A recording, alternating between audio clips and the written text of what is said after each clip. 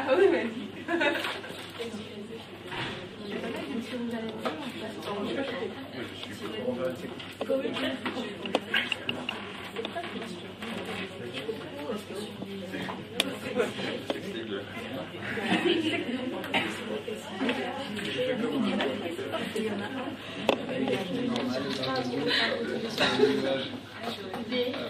Très bien, donc on est le 11 décembre 2013 en présence des CG 21, super classe. Vraiment super classe, vous l'avez vu, j'ai eu l'autorisation de pouvoir filmer. Donc aujourd'hui, le cours va porter sur le choix de financement. Choix de financement, donc je vais faire ça en deux temps. Premier temps, je vais rappeler comment on établit, dans le cadre d'un choix d'investissement, comment on établit le tableau des flux nets de trésorerie. Alors je rappelle comment on établit le tableau des flux nets de trésorerie afin de pouvoir calculer la vanne et d'évaluer si la vanne est positive ou négative. Si la vanne est positive, on dira que le projet est rentable. Si la vanne est négative, on dira que le projet n'est pas rentable. Donc je rappelle les étapes qu'il faut bien noter. D'abord, on va dans une première étape calculer la CAF. D'accord? Dans une première étape, on va calculer la CAF. Alors pour calculer la CAF, voilà ce qu'il faut. Première étape, vous faites d'abord chiffre d'affaires. D'accord? Chiffre d'affaires moins charge variable. Chiffre d'affaires moins charge variable, moins charge fixe hors amortissement. Moins charge fixe hors amortissement.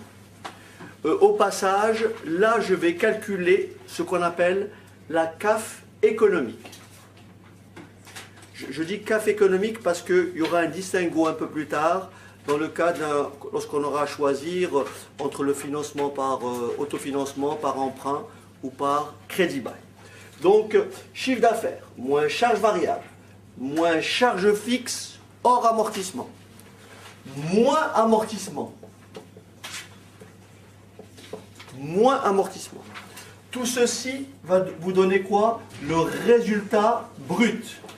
Résultat brut. Autrement dit, le résultat avant IS. Moins IS, vous trouvez le résultat net. Résultat net. D'accord?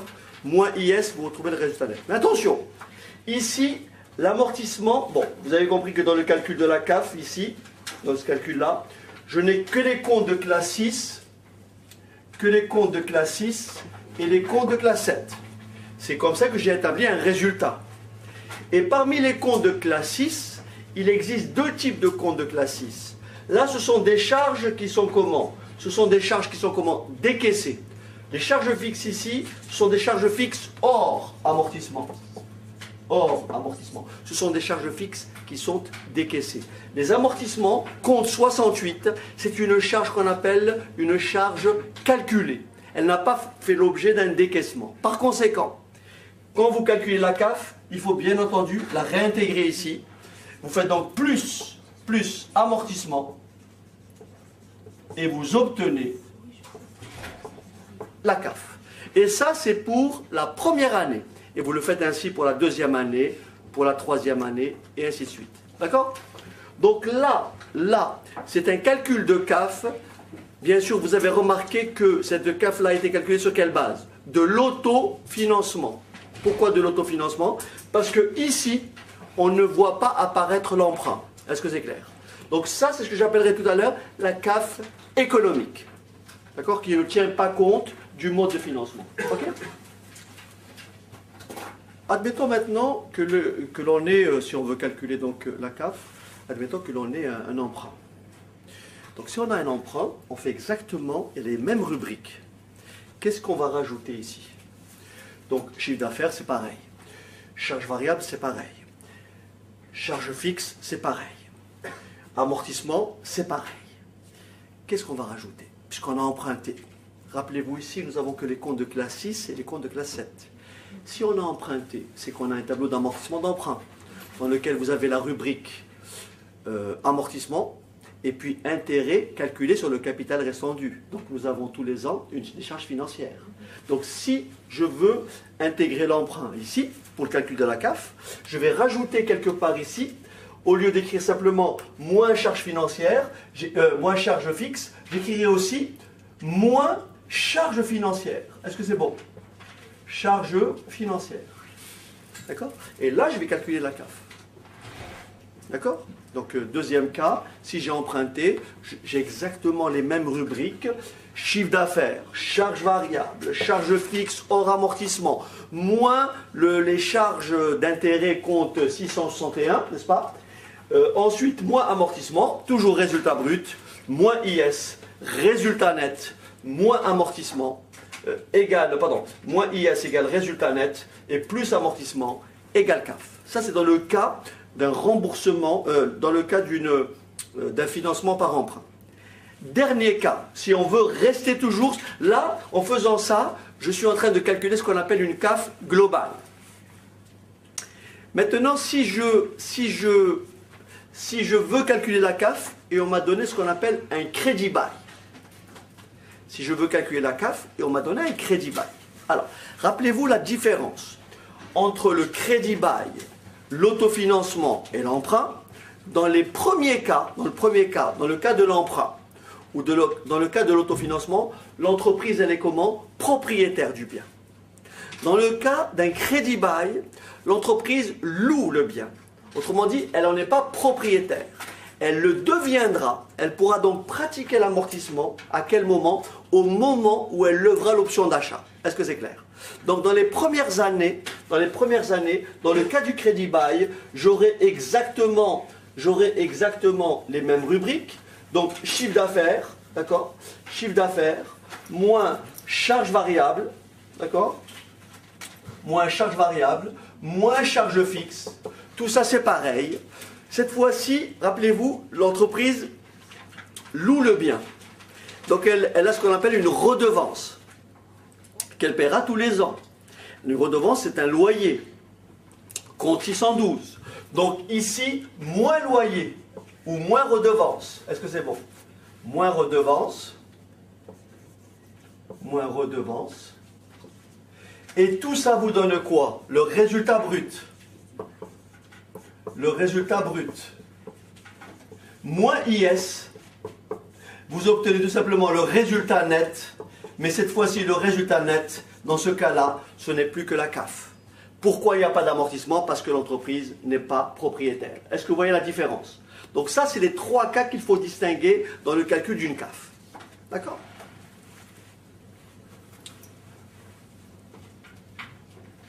Marche suivante. On va d'abord, dans un cas d'exemple ici, on va calculer la vanne en intégrant trois modes de financement. Autofinancement, emprunt, crédit bail. Je rappelle, pour calculer la vanne, on le fait en deux temps. Première étape, on calcule la CAF. Deuxième étape, on va construire ce qu'on appelle le tableau des FNT, le tableau des cash flows ou le tableau des flux nets de trésorerie, année par année. Et on va calculer la vanne au taux un taux qu'on aura fixé 10%, je pense. Les éléments sur lesquels on va travailler sont ceux-ci. Première étape, nous avons un investissement qui est de 1000, alors bien sûr j'écris 1170, c'est 1170, on va dire milliers d'euros. L'investissement est amorti en linéaire sur 3 ans. On va supposer sa valeur de récupération, sa valeur résiduelle, on va la supposer nulle. La durée de l'investissement, on prend un exemple très court, la durée de l'investissement, 3 ans. Alors attention, le chiffre d'affaires sur les 3 ans, il est d'abord de 1800. Ensuite, il va passer à 2100. Et ensuite, il va passer à 2400, soit une augmentation de 300 tous les ans. D'accord. Le taux de charge variable est de combien? 30%. Ça veut dire que les charges variables représentent 30% du chiffre d'affaires. Est-ce que c'est bon? Ensuite, les charges fixes, attention, charges fixes hors amortissement, charges fixes décaissables.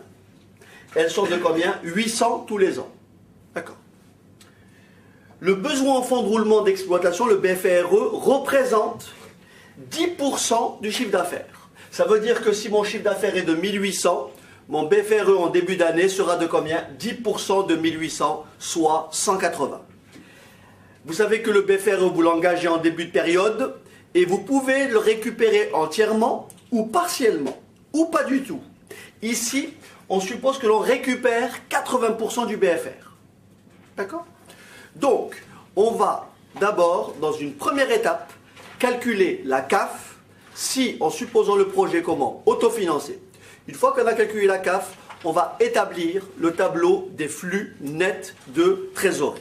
Et on va faire ça dans le cas de l'emprunt, et on va faire ça dans le cas du crédit bail, et on va comparer quelle est la modalité la plus intéressante. Calculer, si vous voulez bien, d'abord la CAF dans le cas de l'autofinancement. Donc là, très rapidement, vous avez le tableau. Donc les 3 années, mes chiffres d'affaires successifs sont de 1800, 2100 et 2400. Les charges fixes, 800 tous les ans. Nous avons des charges variables de combien? De 30% du chiffre d'affaires. Donc la première année, c'est combien? 540. 700 540. 540. Ensuite 630. 630. Ensuite 700. 700 20. 20. Les amortissements, bien sûr, nous avons un investissement de 1170. Comment on amortit en linéaire sur 1170, comment on amortit en linéaire sur 3 ans, divisé par 3, ça fait 300. 390 pour la dotation aux amortissements. Donc ici, 390, 390, 390. Je fais donc 1800 moins, et ça me donne résultat brut, première année 70. 70. Deuxième année 280. 280. Ensuite 490. 490. Ensuite, je prends un... 490. Merci. 490. Ensuite, je prends un tiers de 70, un tiers de 180, un tiers de 490, ce qui donne, arrondi, 23. 93. 93. Et 163. 163. Par différence, j'obtiens le résultat brut. 47. Pardon, le résultat net. 47. 187. 187. Et 327. 327. Merci. Et donc attention, pour trouver la CAF, première année, deuxième année, je réintègre les amortissements. Donc je fais 47 plus 390, 390, etc. Allez, aidez-moi, ça fait 437. combien? 437. 437. 577. 577. Et 717. 717. Merci. Voilà pour le calcul de la CAF. Maintenant, dans une seconde étape, pour calculer la vanne, il nous faut établir les FNT, le tableau des FNT, le tableau des flux nets de trésorerie ou les cash flows. Et là, on va intégrer 2 paramètres. On va intégrer d'abord la CAF et on va intégrer tous les comptes de classe 1 et 2 qui interviennent dans le tableau des flux. Le tableau des FNT, je rappelle simplement que cette CAF-là, c'est ce que j'appellerai tout à l'heure la CAF économique. La CAF économique, la CAF qui forcément n'intègre aucun mode de financement. C'est-à-dire cette CAF-là, elle a été calculée hors financement. Ok? Donc ça, on appellera ça la CAF économique parce que on va rajouter à ça ce qu'on appelle la vanne du mode de financement et on va ainsi déterminer quoi la vanne globale.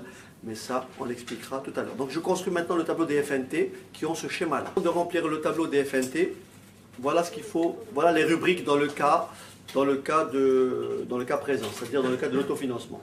Nous avons 2 rubriques, il faut bien les retenir. Rubrique ressources ou bien encaissement emploi ou bien décaissement. Alors dans les ressources, la première ressource, c'est la CAF que l'on a calculée précédemment.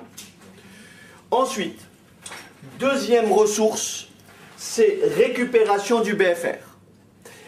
Troisième ressource, valeur résiduelle. Il se trouve qu'ici, il n'y a pas de valeur de cession puisque la valeur résiduelle est considérée comme nulle. On fait le total des ressources. Maintenant, pour les emplois, c'est-à-dire les décaissements. Premier décaissement, à l'époque 0, en début de projet, l'investissement. Deuxième décaissement, bien sûr, variation du BFR. On fait le total des emplois, donc en 2.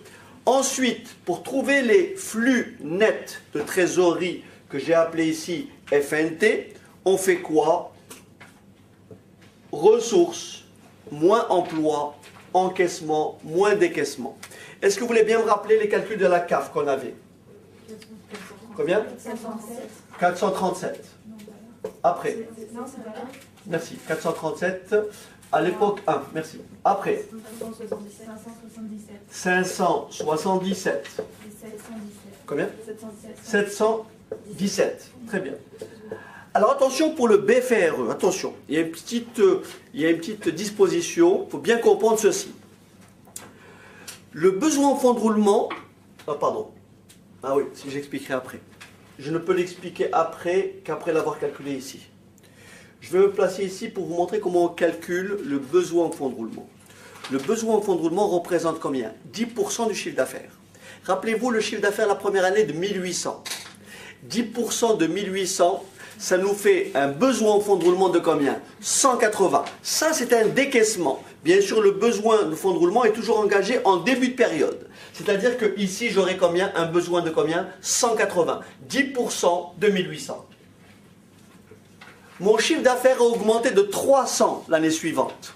Il est donc passé de 1800 à 2100. Mais bien sûr, le nouveau besoin, c'est 10% de cette augmentation. Donc c'est 10% de 300. C'est-à-dire combien? 30. Ensuite, l'année d'après, il a encore moins de ce gain, augmenté de 300 euros. Donc ça veut 300 milliers d'euros, 300. Donc ça fait encore 10% de 300, c'est-à-dire combien? 30. Ça, c'est ce qui a été engagé. Et là, je récupère le BFR. Mais l'énoncé dit quoi? On récupère 80% du BFR. C'est-à-dire on récupère 180 plus 30 plus 30, c'est-à-dire 240, n'est-ce pas? 80% de 240, ça fait combien? Combien?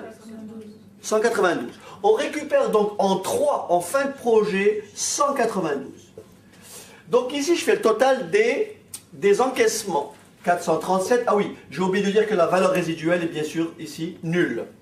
Valeur résiduelle nulle. Donc 437, 577, et alors faites-moi, ça fait 9, 10, 909. Ok, merci. 909. Maintenant, total des emplois.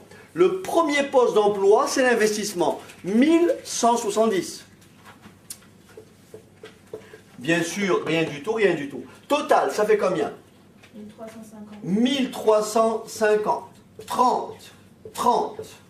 Là, c'est les totaux décaissement. Totaux encaissement. Par soustraction, 1 moins 2, ça fait 0 moins 1350. Ensuite, 437 moins 30. 407. Ensuite, 577 moins 30. 547. Et enfin, pour finir, 909. Ça, ce sont mes flux nets de trésorerie. Maintenant, pour calculer la vanne, qu'est-ce qu'il faut? On me dit que le taux d'actualisation est de 8%. Pour que le projet soit rentable, il faut que la vanne soit comment? Positive. Alors, comment je calcule la vanne? Je reprends tous ces cash flows, moins 1350, 407, 547 et 909 que j'actualise. C'est ce que je vais faire tout de suite après. Maintenant, on va passer au calcul de la vanne. Donc, si on prend un taux d'actualisation de 8%, Pour calculer la vanne, il faut actualiser tous les flux obtenus précédemment. Donc, vanne égale moins 1350 plus 407 que multiplie 1,08 puissance moins 1. Bon, il n'y a pas d'espace, donc je reprends ici le calcul. Plus 547 que multiplie 1,08 puissance moins 2, plus 909 que multiplie 1,08 puissance moins 3. Je trouve une vanne égale à 217,41. Ça veut dire que le projet proposé, qui a une vanne comment strictement positive, est rentable. Autrement dit, le projet proposé a une rentabilité supérieure à combien? À 8%. Ok, maintenant je vous propose de faire exactement la même chose, mais au lieu d'avoir un autofinancement, on va supposer qu'on a un emprunt. Et vous allez voir après, on pourra le faire plus directement. Ok? Juste pour dire que cette vanne-là trouvée, on l'appellera tout à l'heure la vanne économique. Autrement dit, la vanne qui a été calculée hors financement. D'accord? Ça, c'est la vanne économique. On verra après comment, dans nos calculs, on peut intégrer ce qu'on appelle la vanne de financement, soit par emprunt, soit par crédit bail. Maintenant, on va aborder la deuxième partie. Donc, alors on dirait que je suis en zoom là. Voilà. Donc on va aborder la deuxième partie, calcul de carte, mais cette fois-ci avec un mode de financement par emprunt. Alors le montant de l'emprunt, comme c'est indiqué, il est de combien? 900, c'est ça? 900, mais remboursable, on fait très simple, remboursable par amortissement constant. Donc en réalité, il faut savoir ceci. Quand vous avez un emprunt, vous avez deux rubriques. Vous avez une annuité. L'annuité, elle est composée, écoutez-moi bien, elle est composée de l'intérêt compte 661. Donc qui va entrer dans le calcul de la CAF, plus l'amortissement, compte 164. D'accord? Donc je répète, l'annuité c'est intérêt plus amortissement. Comment on calcule l'intérêt? On construit un tableau d'amortissement, très simplement. Le tableau d'amortissement, donc là j'ai l'année 1, 2, 3. Là, j'ai le capital restant dû. Là, j'ai l'intérêt. Là, j'ai l'amortissement. Et là, j'ai mon annuité. Je rembourse par amortissement constant. Ça veut dire que j'ai un emprunt de combien? 900. Donc, je divise par 3, ce qui me fait un amortissement de 300 tous les ans. Mon capital emprunté est de 900. Je rembourse 300. Il me reste combien? 600. Je rembourse 300, il me reste combien? 300, et je calcule l'intérêt au taux de 10%. L'intérêt se calcule toujours sur le capital restant dû. Capital restant dû 900, 10% ça fait 90, ce qui me fait une annuité de 390. Capital restant dû 600, 10% 60, ce qui fait une annuité de 360. Capital restant dû 300, 10% de 330. 330, très bien, 330. Donc dans mes tableaux successifs, là, c'est une rubrique qui va être intégrée dans le calcul de la CAF. Compte 661, charge d'intérêt financière.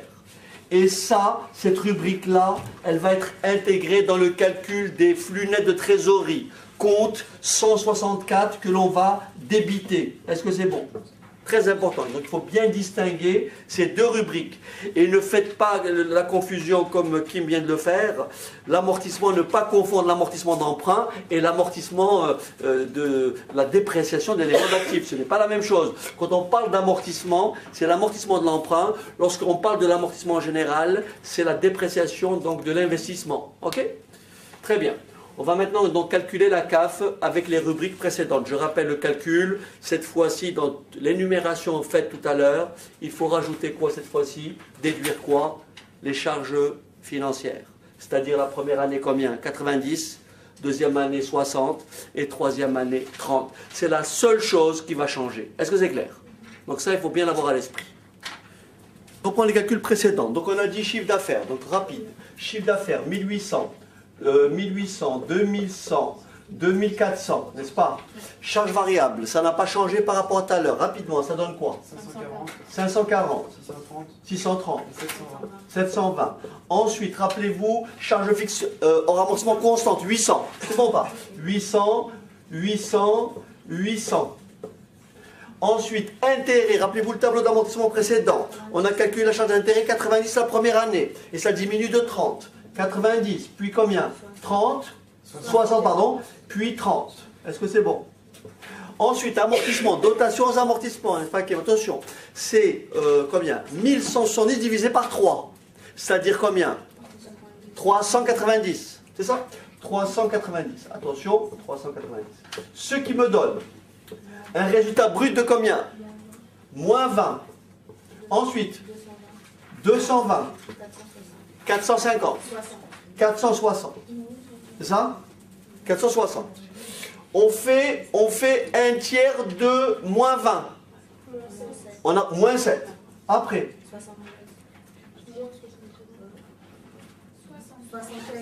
76. Après. 153, c'est ça? 73. Merci ma fille. 153. Ok. Alors, ici, résultat, attention, moins 20, moins 7. Donc moins 13. Après, 147. 307.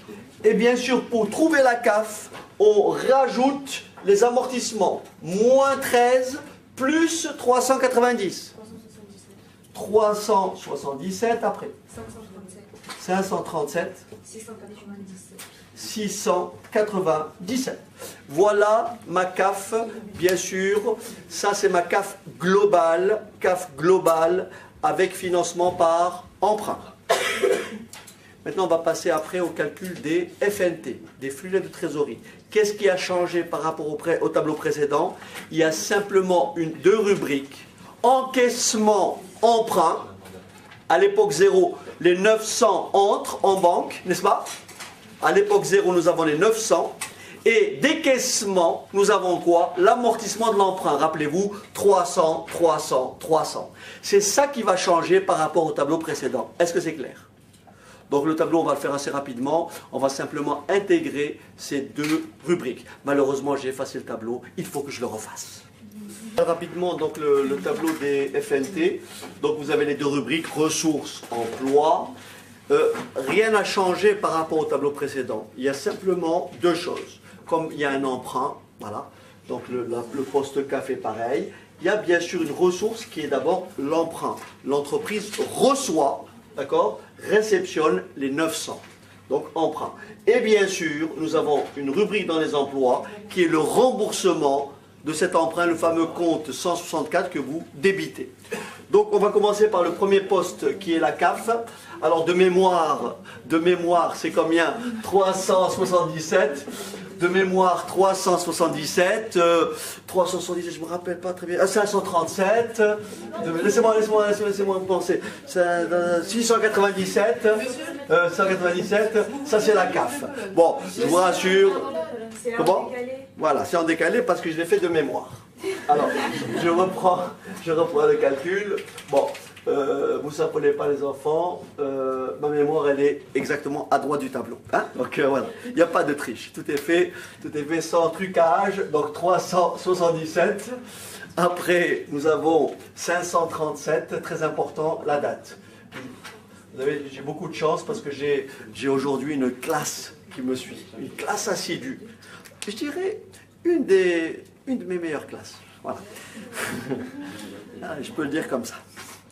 Alors, on va maintenant dire pour l'emprunt. Pour l'emprunt, bien sûr à l'époque 0, on reçoit les 900. Vous êtes d'accord? On reçoit les 900. Et rappelez-vous, pas de valeur résiduelle. Valeur résiduelle, nulle. D'accord? Et remboursement du BFR, comme j'ai fait le calcul tout à l'heure, je crois que c'était d'abord 180. Et ça diminuait de 30 à chaque... ça augmente. Voilà. Donc ça fait à peu près combien? Après 30, n'est-ce pas? Il y avait l'augmentation. C'est en dessous, monsieur. C'est dans la... Ah non, mais je parlais de la récupération, excusez-moi. Excusez-moi. On récupère 192, merci. Et donc, l'investissement, 1170. Remboursement de l'emprunt, on amortit par amortissement constant. On le rembourse par amortissement constant, 300 tous les ans.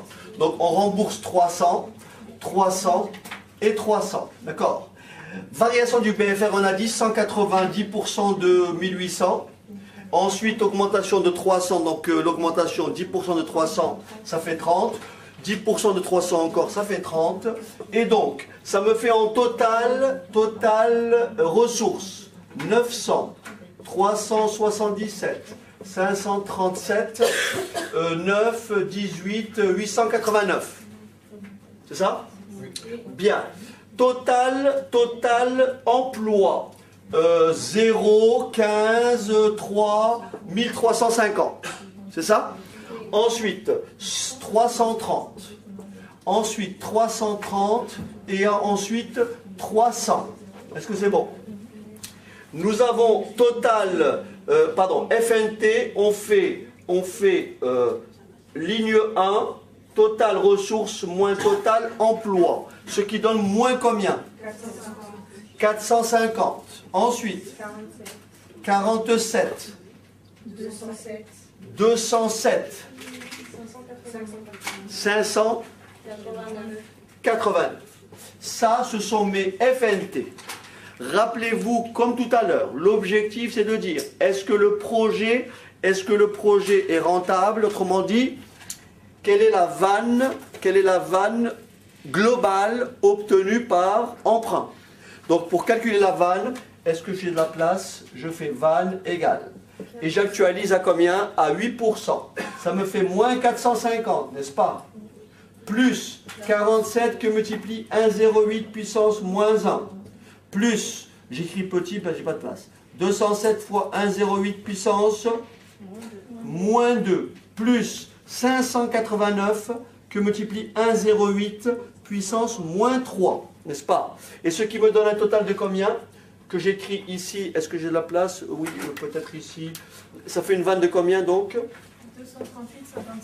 238,55. Bien sûr, ma vanne est comment? Positive.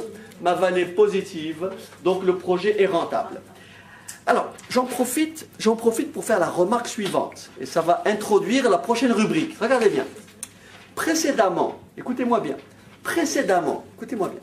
On avait calculé la vanne que j'ai appelée la vanne économique. D'accord, précédemment. Si j'emprunte, ça c'est ce qu'on appelle la vanne globale. La question est la suivante. Est-ce que la vanne globale est supérieure à la vanne économique? Oui, ça veut dire concrètement que l'emprunt est intéressant. Entre autofinancer et emprunter, il vaut mieux quoi? Emprunter. Parce que tout à l'heure, j'avais une vanne de combien? 200 217 42 41. Regardez ce que je vais écrire, et ça, c'est ma rubrique précédente, mais ça nous permet de comprendre. La vanne globale, donc 238,55, est égale à la vanne économique, 217, combien? 41, plus un delta. Quel est ce delta? Qui peut faire la différence des deux? Il faut bien m'écouter. 21,14. Alors regardez ce que ça veut dire. Vous savez que ce que représente le 21,14? Le 21,14 représente la vanne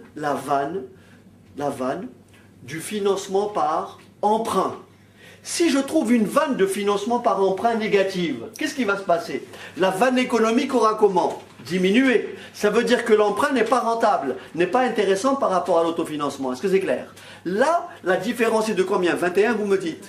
Ça veut dire que la vanne du mode de financement par emprunt est positive. Comme la vanne du mode de financement par emprunt est positive, ça veut dire qu'on a amélioré la vanne économique. Et comme on a amélioré la vanne économique, si on a à choisir entre l'autofinancement et emprunter, qu'est-ce que l'on fait? On emprunte. Est-ce que c'est clair? Si j'avais trouvé ici, admettons, 205,25, j'aurais dit, ça voudrait dire quoi? Que ma vanne globale est inférieure à ma vanne économique. Ça veut dire que la vanne du mode financement est comment? Négative. Dans ce cas-là, il faut renoncer à l'emprunt. Est-ce que vous avez compris? Donc si je dois comparer deux modes de financement entre l'autofinancement et l'emprunt, je compare la vanne globale. Si la vanne globale de ici est supérieur, alors le mode de financement par emprunt est meilleur. Et tout à l'heure, au lieu de refaire tous ces calculs-là, je vais vous apprendre à calculer simplement toute seule la vanne du mode de financement, bien sûr d'abord par emprunt dans une première étape, et ensuite par crédit bail. Est-ce que vous avez compris? Voilà. Donc on va calculer la vanne du mode de financement par emprunt, et on va trouver à quelques virgules près, combien vous me dites la différence? Voilà. Ok, c'est ce qu'on va faire juste après. Calculer la vanne du mode de financement par emprunt. Pour ça, on va réaliser, comme tout à l'heure, un tableau des flux, mais simplement en intégrant simplement les nouvelles composantes. La nouvelle composante, c'est quoi? C'est l'emprunt. On a deux rubriques, encaissement, n'est-ce pas, et décaissement. Alors, on a emprunté, la somme empruntée 900, forcément 900 0. Donc ici, j'ai 900. Bien sûr, les intérêts, rappelez-vous le tableau d'amortissement, première année 90, deuxième année 60 et troisième année 30. Mais attention, on fait une économie d'IS sur la charge d'intérêt. On ne paye pas, 90, mais on fait une économie de 1/3 de 90. Ça veut dire qu'on fait une économie de combien? De 30. De 30, bien sûr, ici. Ensuite, 20, c'est ça? Ensuite, de 10. Donc le total des encaissements, c'est 900, 30, 20 et 10. Maintenant, mes décaissements, très important, mes décaissements, tous les ans, bien sûr, je verse mon annuité. Mais mon annuité est composée de deux choses, de l'intérêt et de l'amortissement d'emprunt. L'intérêt, la première année, rappelez-vous, 90. Ensuite, 60. Et ensuite, 30. Et l'amortissement, on rembourse par amortissement constant.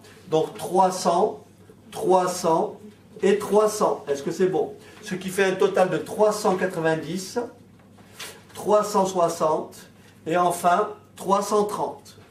Je fais bien sûr encaissement moins décaissement. Encaissement moins décaissement, ça fait 900.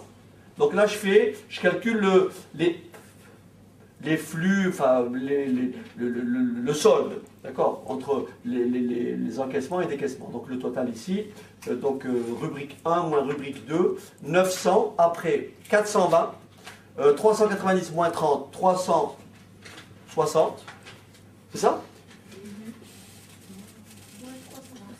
Merci. 30 moins 390, moins 360. Ok. Après, 20 moins 360, moins 340. Et ensuite, 10 moins 320. Est-ce que c'est bon? Je vais donc maintenant calculer la vanne du mode de financement par emprunt. Au taux de combien? 8%. Donc, vanne égale 900 moins 360 que multiplie 1,08 puissance moins 1 plus, moins 340 que multiplie 1,08 puissance moins 2 moins 320 que multiplie 1,08 puissance moins 3. Et ça fait une vanne du mode de financement égale à combien? À 21, vous l'avez calculé, vous me dites combien ça fait. Après calcul, on retrouve 21,14. C'est exactement ce que j'avais trouvé tout à l'heure en calculant la différence entre la vanne globale par mode de finance, obtenue par emprunt, moins la vanne économique, n'est-ce pas? C'est-à-dire en autofinancement, on avait trouvé une différence de combien? 21,14. Donc maintenant, vous avez compris, choisir entre autofinancer et emprunter, il vaut mieux emprunter. Je vous propose maintenant de passer à la troisième rubrique, c'est de confronter ces résultats au crédit bail.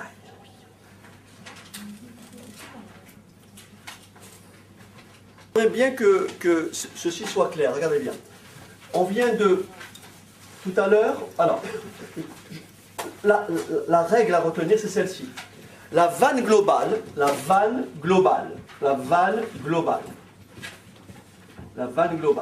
est toujours égale à la vanne économique plus vanne du mode de financement, vanne du mode de financement,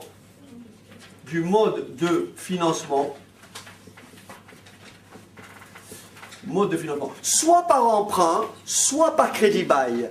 Si on regarde ce qu'on avait trouvé tout à l'heure, on avait trouvé une vanne économique de combien? Rappelez-vous, qui peut me dire? Vanne économique. Au début, quand on avait calculé la vanne, hors emprunt, etc., on avait trouvé 200 combien?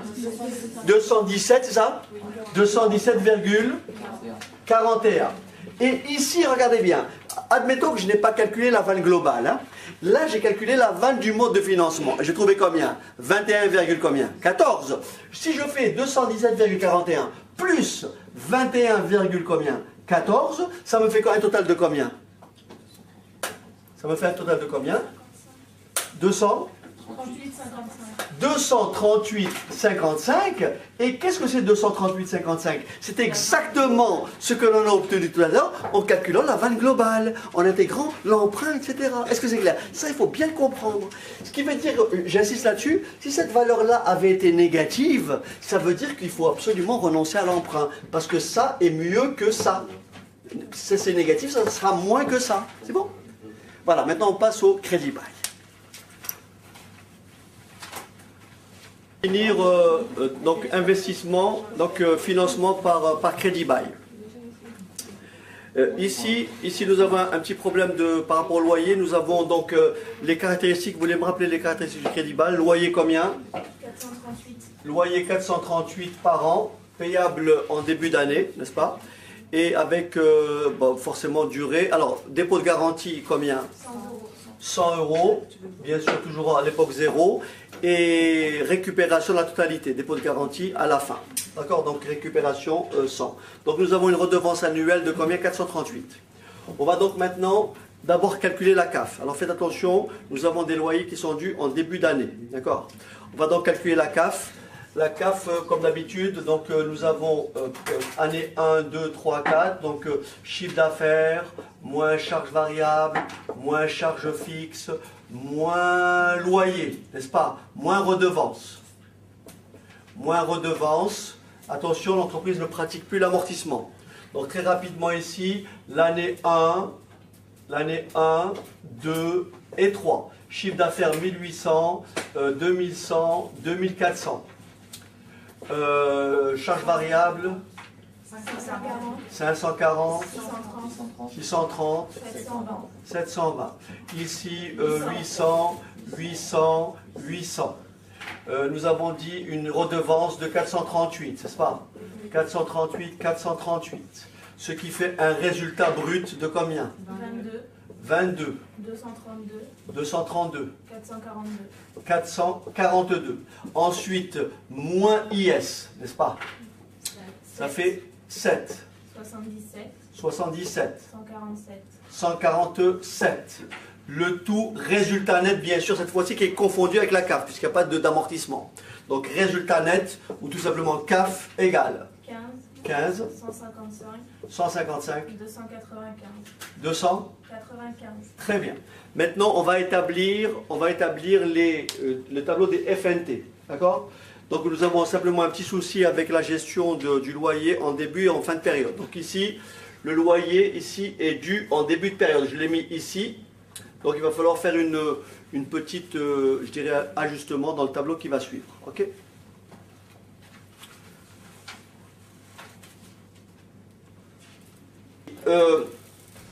On va donc maintenant calculer la vanne globale par mode de financement crédit bail. On va donc actualiser les FNT et on va donc trouver combien? On va donc calculer vanne égale. Alors ici, très rapidement, voilà, j'ai un petit peu oublié de détailler. Ici nous avons rubrique encaissement, décaissement. Alors j'ai récupéré la CAF précédente, 15, 155, 295. La même rubrique récupération du BFR. Là j'ai un remboursement du dépôt de garantie. Rappelez-vous, dépôt de garantie 100. Donc je calcule ma CAF année par année. Là j'ai mes décaissements, je calcule mes encaissements année par année. Là j'ai mes décaissements.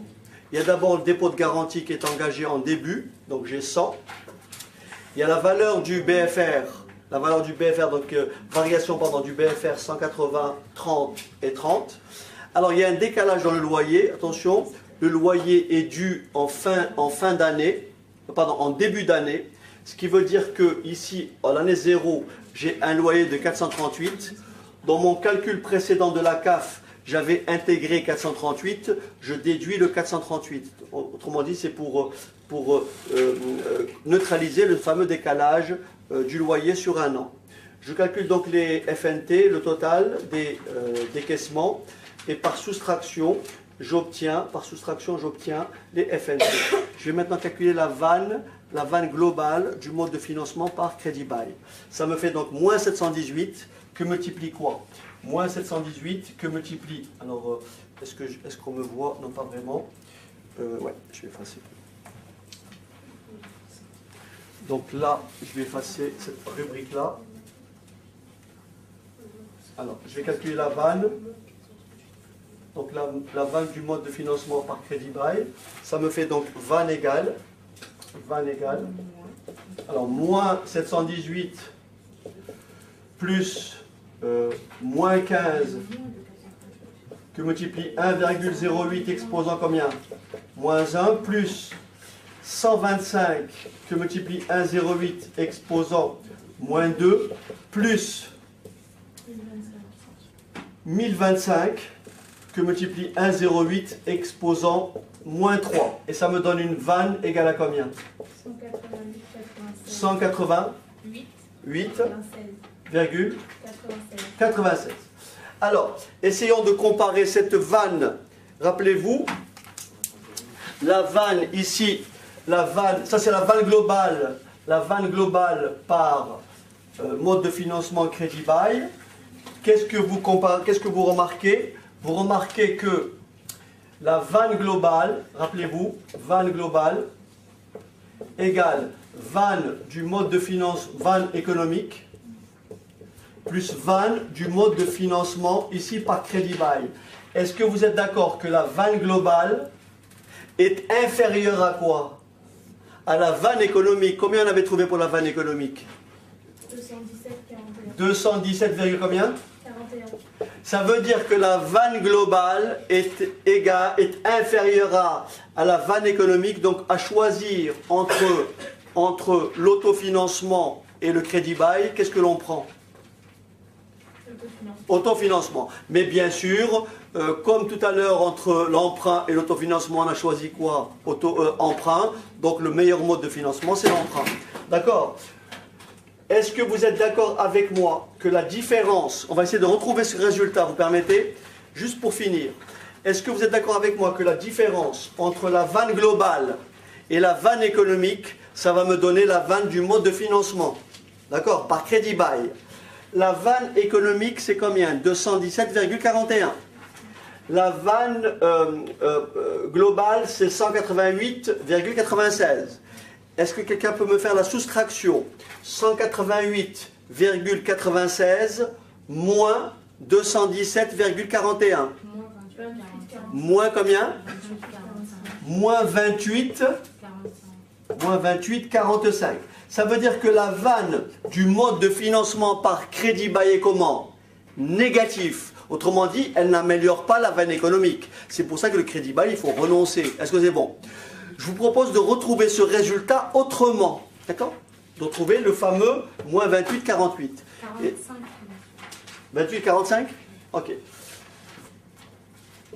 Ok. Je vous propose de retrouver ce résultat autrement.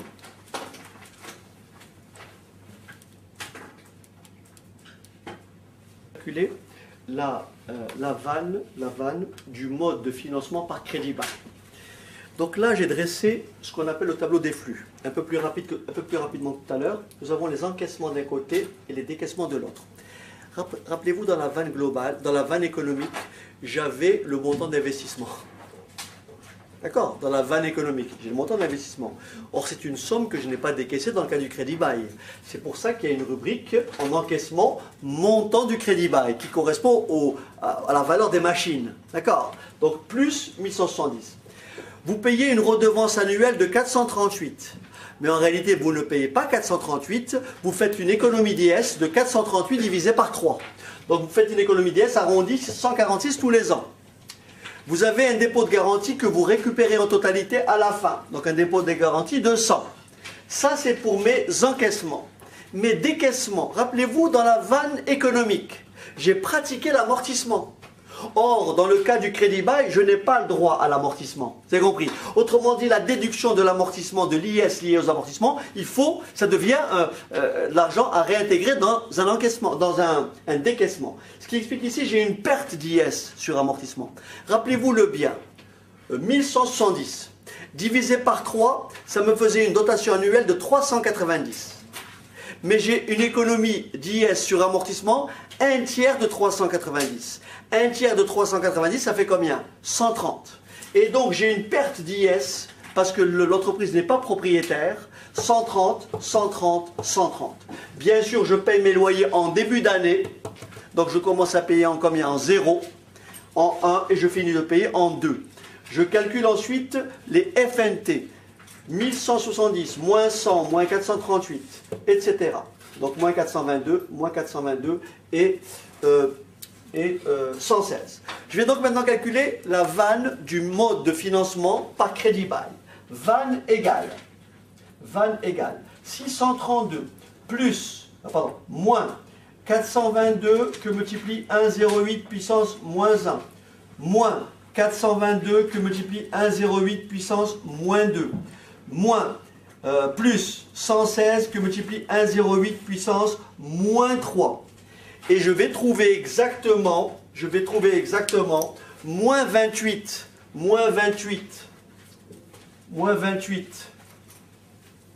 une vanne égale à moins 28,45 qui est exactement la valeur trouvée précédemment.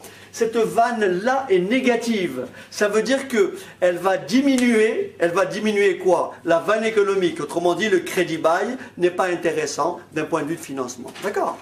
La vanne que je trouve ici est exactement égale à quoi? À la vanne globale moins la vanne économique. Si vous faites vanne globale moins vanne économique, vous trouvez forcément cette valeur-là qui correspond à la vanne du mode de financement par crédit bail. Il me reste juste une petite rubrique, si vous permettez, ça prend 2 minutes, si vous permettez. Pour être complet, malheureusement la classe doit partir, donc pour être complet, on peut aussi vous demander de comparer sous l'angle du taux actuariel. D'accord? Sous l'angle de la méthode du taux actuariel. Comment vous faites? Une fois, ça, rappelez-vous, c'est les FNT qu'on a obtenus avec le mode de financement par emprunt. Rappelez-vous, 900, moins 360, moins 340, moins 320. Il suffit de remonter la vidéo pour retrouver ces valeurs, n'est-ce pas? Ensuite, les FNT obtenus par crédit bail, dans le cadre du mode de financement par crédit bail. On a obtenu 632, moins 422, moins 422 et 116. Et bien sûr, on a trouvé les FNT avec le mode de financement, vanne économique, mais ça ne m'intéresse pas. On va donc calculer ici, quoi? On va dire soit T, le taux actuariel. Qu'est-ce que c'est le taux actuariel?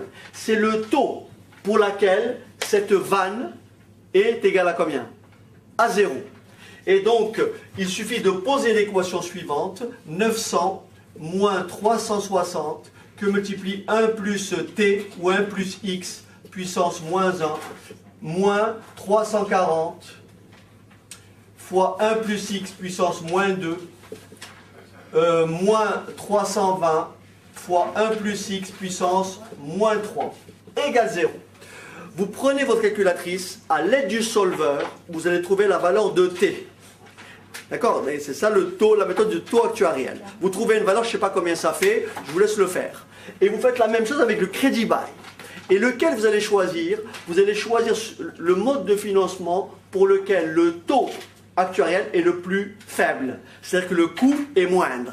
Est-ce que c'est bon? Donc là, admettons que vous trouvez un taux de 9%, ici. Si vous trouvez un taux de 9%, là, vous trouverez pour le crédit bail un taux qui sera légèrement comment? Supérieur.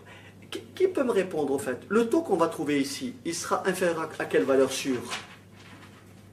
Il sera dans le cas de l'emprunt, ce sera un taux qui sera inférieur à combien? À 8% parce qu'il est meilleur que l'autofinancement. Est-ce que c'est bon? Ça sera un taux qui sera inférieur à 8%. Et dans le cas du crédit bail, vous êtes sûr que le taux sera comment?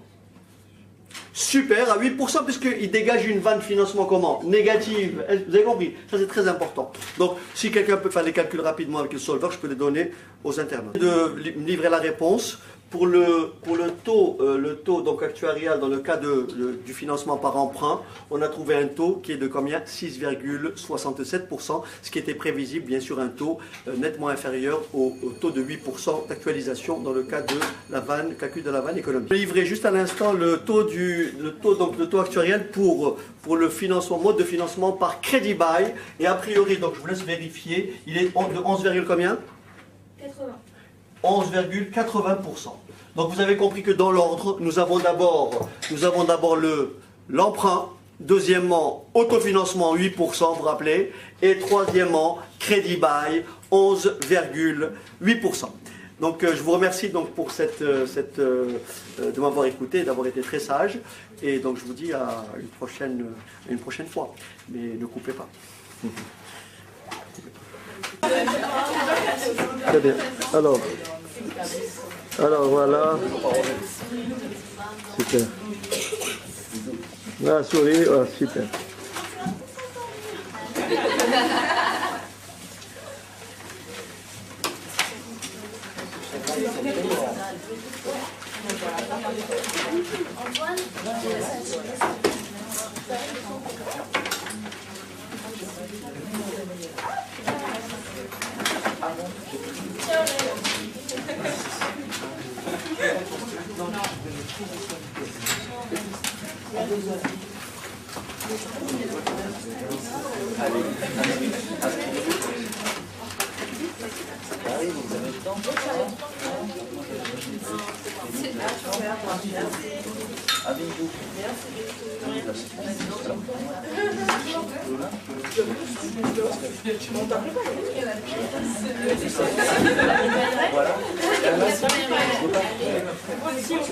Attends, on continue. En fait,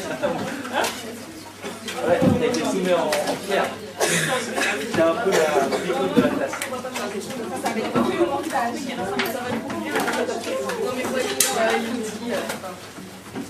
C'est parti.